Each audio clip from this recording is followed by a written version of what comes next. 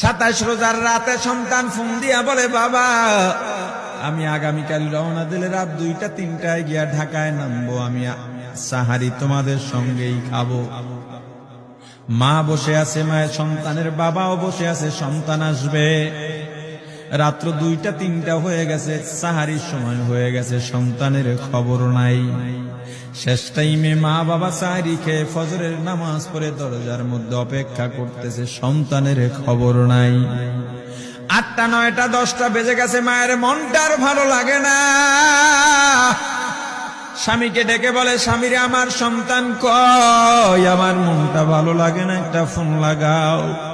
স্বামী ডাক দিয়া বলে, চিন্তা করো না, ঈদের সময় যানজট থাকতে পারে, চলে আসবে। কিছুক্ষণ পর বাবার মনটাও ভালো লাগে না, বাইরে নেমে পায়চারি করতেছে। হঠাৎ করে একটা ফোন চলে আসছে। সন্তানের ফোন দেখে বাবার সে কি আনন্দ। ফোন রিসিভ করে যখনই সালাম দিল, অপর প্রান্ত থেকে সালামের উত্তরে সন্তানের কণ্ঠ পাওয়া যায় না। বাবা ডেকে বললেন, বাবা তুমি কে? এটা তো আমার সন্তানের কণ্ঠ নয়, তবে মোবাইলটা আমার সন্তানের। ওপার থেকে ডাক দেয়া বলে, আপনি কি এই লোকেই মোবাইলওয়ালার বাবা? বলে, হ্যাঁ। আপনি এখনো বাড়িতে কি করেন? আপনার যেই সন্তান ঢাকা থেকে গাড়ি নিয়া 2500-এর দিকে রওনা দিয়েছিল, ওই গাড়িটা 2500 পৌঁছতে পারে নাই। পথিমধ্যে সংঘর্ষে রাস্তার মধ্যেই অনেকগুলো মানুষ মারা গেছে, অনেক যুবকও তার মধ্যে আছে। রাস্তার পাশে সাদা কাপড় দিয়া ঢাকা। দেখেন আপনার সন্তান এই লাশের মধ্যে আছে কিনা। মোবাইলটা আমি রাস্তার পাশে পড়ে পাইলাম। বাবা পাগলের মতো একটা দৌড় দিছে। মা মনে করছে সন্তান বুঝি কাছাকাছি চলে আসছে। অন্যান্য সন্তানদের ডাক দেয়া বলে, তোরা কে, কোথায়, এদিকে আয়, তোদের ভাই বুঝি কাছাকাছি আসছে। আমার কলিজার টুকরা সন্তান, তোর বাবা যে আগায় আনতে গেছে, তাড়াতাড়ি নতুন চাদর বিছা, বালিশের কভার গুলো খুলে নতুন কভার লাগা, পানি গরম বসা, আমার সন্তান এসে গোসল করবে। আহারে সবাই ফুলের মেলা, ফুলের তোড়া নিয়ে অপেক্ষা করতেছে। 4টা বছর কলিজার টুকরা বাড়িতে নাই, বিদেশ থেকে আসবে। বাবা স্পটে গিয়া দেখেন অনেকগুলো লাশ সাদা কাপড় দিয়া ঢাকা। একটা একটা মাথার উপর থেকে কাপড় উঠান আর কৌতূহল বাড়তেছে, কাপড় উঠান আর কৌতূহল বাড়ে। হঠাৎ তাকায় দেখে কলিজার টুকরা সন্তান লাশের মিছিলে শামিল হয়ে গেছে। বাবা সন্তানকে ধরে কাঁদেন আর বলেন, বাবা এত আদর আপ্যায়ন তোর জন্য, এত প্রস্তুতি রে বাবা। তোর মা তোর পথে বসে আছে রে বাবা, কি জবাব দিব বল? তুই যেদিন রওনা দিয়ে বিদেশ চলে গেলি, তোর মা সারা রাত ঘুমায় নাই, দরজায় গিয়া তোর পথের দিকে তাকা রইছি। কত রাত আমি মা আমি বাবা দেখলাম, তোর মা গভীর রাতে বিছানায় নাই। খুঁজতে খুঁজতে দেখলাম দরজায় গিয়া তোর মা কাঁদে। কত রাত তোর মা তোর জন্য নামাজ পড়তে পত্রে রাত্রটা নির্ঘুম কাটায় দিছে রে বাবা। কত রাত তোর মা তোর জন্য দোয়া করতে করতে নির্ঘুম রাত্র কাটায় দিছে। এই 4 বছরে 8টা ঈদ, ঈদের সময় আমরা নতুন কাপড় কিনছি, নতুন কাপড় পরছি। তোর মায়ের জন্য আমি নতুন শাড়ি এনে খাটের উপরে রাখলাম। ঈদের নামাজ পড়ে এসে দেখি কাপড়টা খাটের উপরেই আছে। তোর মা প্রথম ঘরেও নাই, মাঝের ঘরেও নাই, পেছনের ঘরেও নাই। খুঁজতে খুঁজতে গিয়া দেখি তোর মা কিচেন রুমে আছে। ওই নাস্তা নাড়াইতেছে, দুধ নাড়তেছে, দুধ উথলাইয়া পুইরা যাইতেছে, খবর নাই। আমি তাকায় দেখলাম তোর মায়ের 2 চক্ষু দিয়া টপ টপ করে পানি পড়তেছে। ডাক দিয়া বললাম, ওরে বিবি, ঈদের দিনে তুমি কেন কাঁদো? তোমার জন্য শাড়ি আনলাম, সেটাও কেন পরলা না? তোর মা জবাব দিয়া বলছি, স্বামী গো, আপনার আপনারা যখন নামাজের জন্য রওনা দিয়া গেলেন, আমার অমুক সন্তান আপনার সঙ্গে যায় নামাজ দিয়া নতুন পোশাক পরে নামাজে রওনা দিয়েছে, কত সুন্দর লাগছে দেখতে।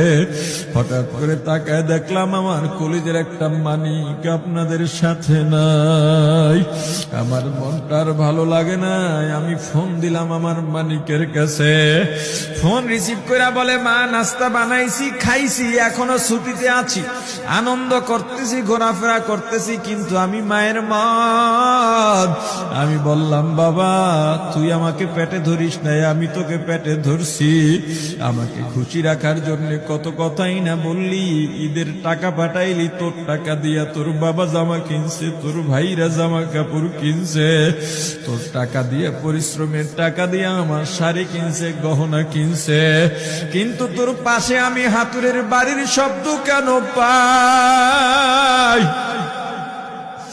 আমার সন্তান বলতে চায় না, পরে বলে, মাগো কাজ করতে আসছি, টাকা নিয়ে কাজ করি, ঈদের দিনেও আমাদের ছুটি দেয় না। ওরে স্বামী বলে, ঈদের দিনেও যেই সন্তান কাজ করে, এই শ্রমের টাকার শাড়ি আমি মা কেমনে পরব রে? ওরে বাবা, আজকে তুই আসবি, খবর শুনে তোর মা এক সপ্তাহ আগের থেকে ঘুমায় না, তোর জন্য কত রঙের পিঠা বানাইছি,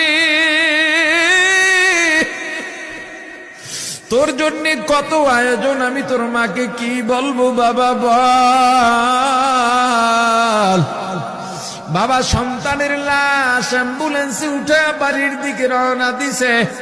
আহারে বাড়ির কাছাকাছি আসছে, এদিকে মা দরজায় গিয়ে অপেক্ষা করতেছে, গাছের আড়াল দিয়া পথের দিকে তাকায় আছেন। দেখেন একটা গাড়ি আসতেছে, মায়ের সে কি আনন্দ, বাড়ির মধ্যে দৌড় দিছে, তোরা কই তাড়াতাড়ি আয়, ফুলের মালাগুলা নিয়ে আয়, গাড়ি এসে পড়ছে।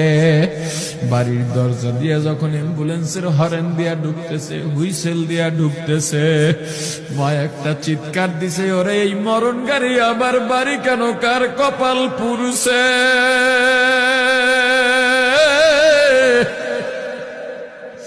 অ্যাম্বুলেন্সের দরজা খুলে তাকায় দেখে কলিজার টুকরা সন্তান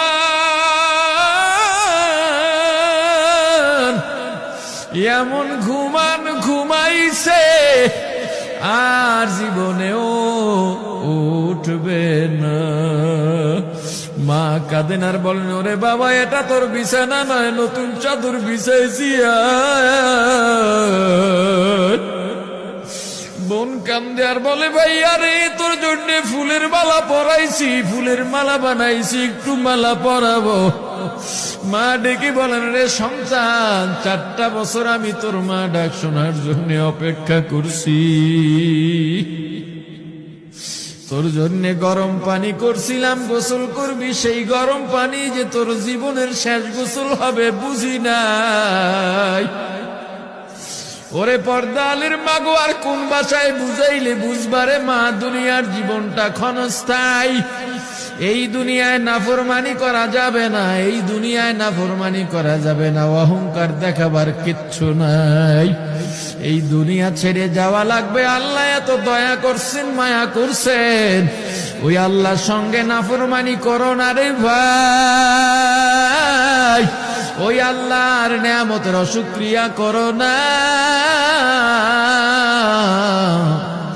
আল্লাহর নেয়ামতের শুকরিয়া আদায় করো, দুনিয়ার সব মোহ ত্যাগ